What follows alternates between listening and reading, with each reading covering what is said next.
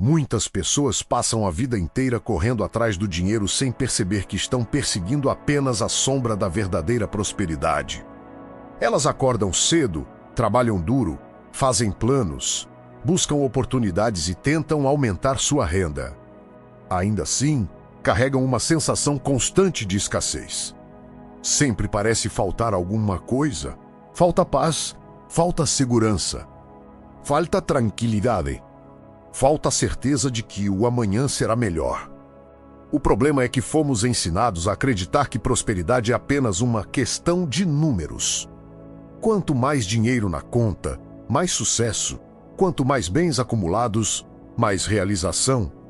Mas quando olhamos para as Escrituras, encontramos uma definição completamente diferente. A Bíblia não trata a prosperidade como um simples acúmulo de recursos. Ela apresenta a prosperidade como um estado de alinhamento entre a vida humana e os princípios divinos. É uma condição em que existe provisão, mas também paz. Existe crescimento, mas também equilíbrio. Existe abundância, mas também propósito. Por isso, hoje vamos mergulhar em 7 lições financeiras poderosas que estão escondidas diante dos olhos de milhões de pessoas. Princípios que atravessaram séculos e continuam tão atuais quanto nunca. Talvez você já tenha lido esses versículos antes, talvez já tenha ouvido essas histórias, mas hoje vamos olhar para elas de uma forma diferente. Porque não basta conhecer a verdade, é preciso aplicá-la. A primeira lição é a lei da administração. Essa verdade costuma ferir o orgulho humano porque ela nos lembra de algo que tentamos esquecer: nós não somos donos de nada. O Salmo 24 declara que do Senhor é a terra e tudo o que nela existe. Observe a profundidade disso: o carro que você dirige, a casa onde mora, a empresa que possui, o salário que recebe, o talento que utiliza, até mesmo o fôlego que sustenta a sua vida. Tudo vem de Deus. Quando entendemos isso, uma transformação profunda acontece dentro de nós, a ansiedade começa a perder força, porque o administrador não carrega o mesmo peso do proprietário. Imagine alguém contratado para cuidar de uma fazenda. Ele trabalha, organiza, administra e produz resultados, mas não precisa viver aterrorizado pensando que tudo depende exclusivamente dele. Da mesma forma, quando você entende que é um administrador dos recursos que Deus colocou em suas mãos, a pressão diminui. Você deixa de viver como escravo do dinheiro e passa a viver como gestor de uma missão. A pergunta deixa de ser quanto dinheiro eu tenho e passa a ser: estou administrando bem aquilo que Deus me confiou? Essa simples mudança de mentalidade já é capaz de gerar uma paz que muitas pessoas nunca experimentaram. Porque a prosperidade verdadeira começa quando você compreende quem é o verdadeiro dono. A segunda lição é o silêncio da semeadura.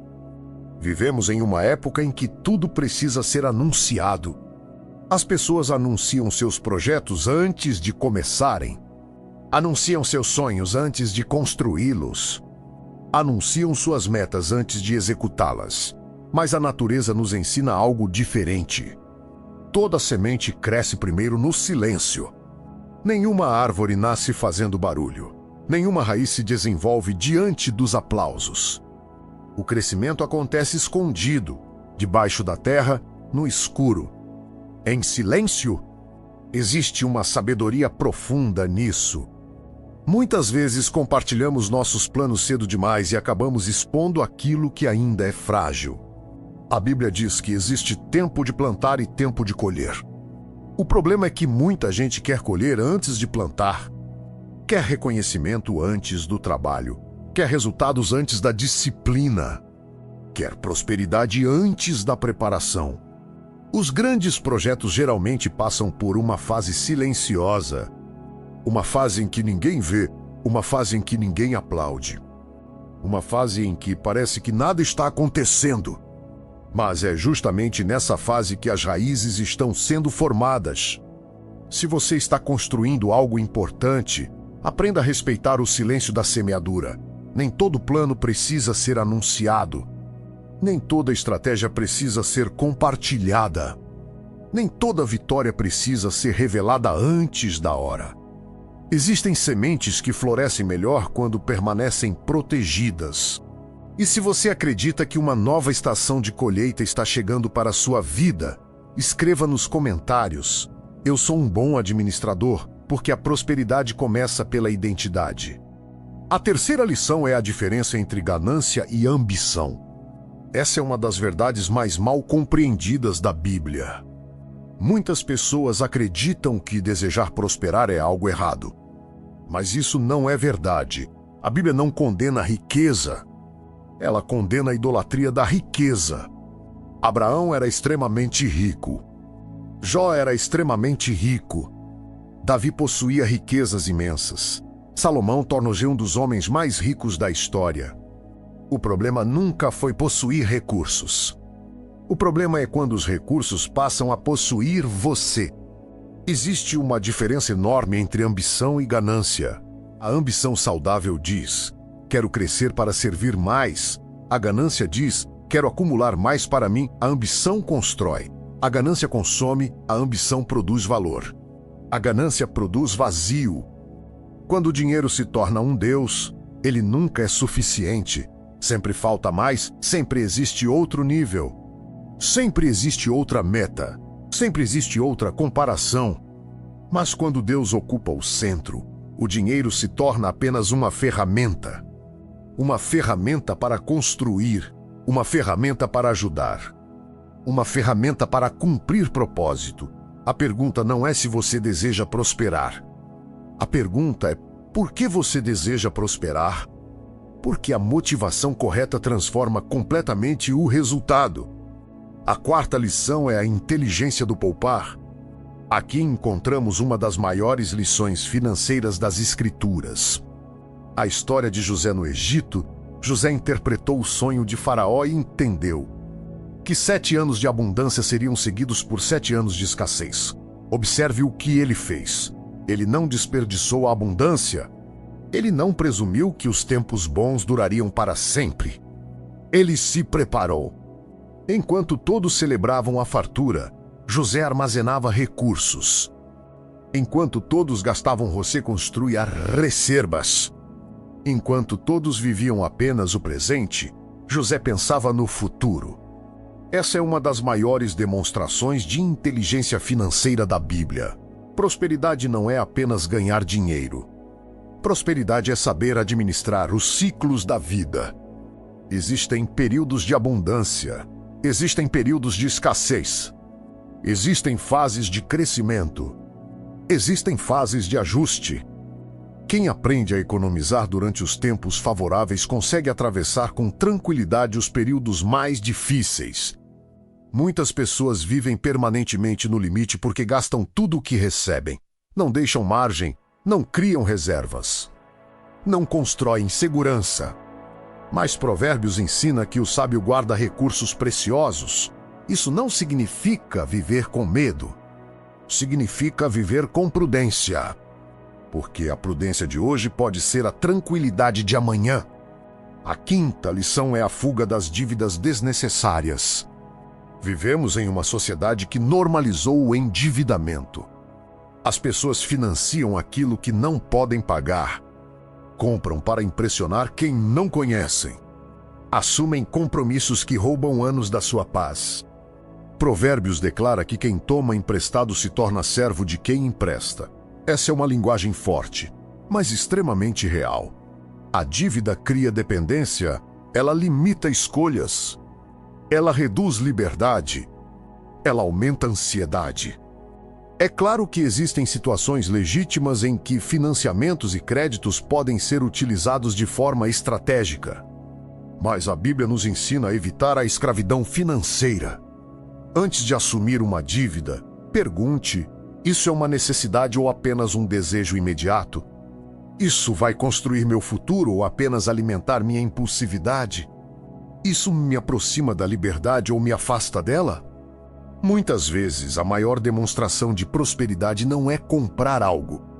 É ter maturidade para esperar. Porque quem controla seus impulsos controla seu destino. E se este conhecimento está trazendo clareza para a sua vida, aproveite para se inscrever no canal e ativar as notificações. Aqui, buscamos princípios que fortalecem não apenas as finanças, mas também a mente e o espírito. A sexta lição é o poder da generosidade silenciosa. Essa verdade parece contraditória para a lógica humana. O mundo ensina que para ter mais é preciso reter mais. Mas a Bíblia ensina que existe abundância na generosidade. Jesus ensinou que nossas boas obras não devem ser realizadas para receber aplausos. A verdadeira generosidade acontece no secreto, quando ninguém vê, quando ninguém elogia, quando ninguém reconhece, porque nesse momento o coração é revelado. A generosidade não depende da quantidade, ela depende da disposição. Existem pessoas que possuem pouco e compartilham muito. Existem pessoas que possuem muito e compartilham quase nada. A diferença está na mentalidade. A generosidade combate a escassez interior. Ela nos lembra que somos canais e não reservatórios. A água parada apodrece. A água que flui permanece viva. Da mesma forma, a prosperidade floresce quando existe circulação, quando existe serviço, quando existe compaixão, quando existe disposição para abençoar outras vidas. E o mais interessante é que aqueles que vivem apenas para acumular geralmente nunca se sentem satisfeitos. Mas aqueles que aprendem a compartilhar descobrem uma riqueza que o dinheiro não consegue comprar, a riqueza da alegria, a riqueza do propósito, a riqueza da paz. Chegamos então à sétima e última lição. A fé que age, essa talvez seja a síntese de todas as outras. Muitas pessoas caem em um dos dois extremos. Algumas acreditam apenas no esforço humano. Outras acreditam apenas na intervenção divina. Mas a Bíblia apresenta um equilíbrio extraordinário. Deus abençoa o trabalho das nossas mãos. Ao mesmo tempo, Deus nos chama para descansar nele. Trabalho sem fé gera exaustão. Fé sem ação gera estagnação. A verdadeira prosperidade nasce quando essas duas forças caminham juntas. Você trabalha com excelência, mas dorme em paz. Você planeja com responsabilidade, mas confia nos resultados. Você faz sua parte e entrega aquilo que não pode controlar. Esse equilíbrio é raro, porque muitos trabalham sem parar e nunca descansam. Outros descansam sem nunca agir. Mas a sabedoria bíblica nos ensina a unir diligência e confiança. José trabalhou, Daniel trabalhou, Neemias trabalhou. Paulo trabalhou. Mas todos eles aprenderam a depender de Deus enquanto realizavam suas responsabilidades. Essa é a prosperidade que não traz dores, a prosperidade que não destrói famílias, a prosperidade que não rouba a saúde, a prosperidade que não exige sacrificar a paz. Agora, antes de encerrarmos, quero convidar você para um momento especial de oração. Feche seus olhos por alguns instantes. Respire profundamente e permita que estas palavras alcancem seu coração. Pai Celestial, eu coloco diante de Ti cada pessoa que está ouvindo esta mensagem agora. Senhor, muitos carregam preocupações financeiras, inseguranças sobre o futuro e pesos que têm roubado sua paz. Mas hoje nós escolhemos confiar em Ti. Ensina-nos a administrar com sabedoria aquilo que colocaste em nossas mãos. Dá-nos discernimento para plantar no tempo certo. Paciência para esperar a colheita e maturidade para não desperdiçar os recursos que recebemos. Livra-nos da ganância que escraviza e desenvolve em nós uma ambição saudável, voltada para o propósito e para o serviço. Ajuda-nos a construir reservas com prudência, a fugir das armadilhas das dívidas desnecessárias e a viver com liberdade financeira e emocional. Que a generosidade floresça em nossos corações. Que sejamos canais da Tua bondade e da Tua provisão. E que nunca nos esqueçamos de que toda boa dádiva vem de Ti. Abençoa o trabalho das mãos de cada pessoa que participa desta oração. Abre portas de oportunidade. Concede ideias, estratégias, criatividade e direção. E, acima de tudo, derrama sobre cada lar a paz que excede todo entendimento. Que a prosperidade verdadeira alcance a mente, o coração, a família e os projetos daqueles que confiam em Ti, em nome de Jesus. Amém.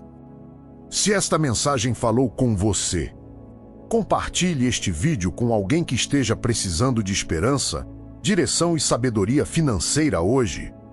E lembre-se sempre desta verdade: a prosperidade não começa na carteira. Ela começa na mente, floresce no coração e se manifesta nas escolhas diárias. Fique em paz e até o próximo vídeo.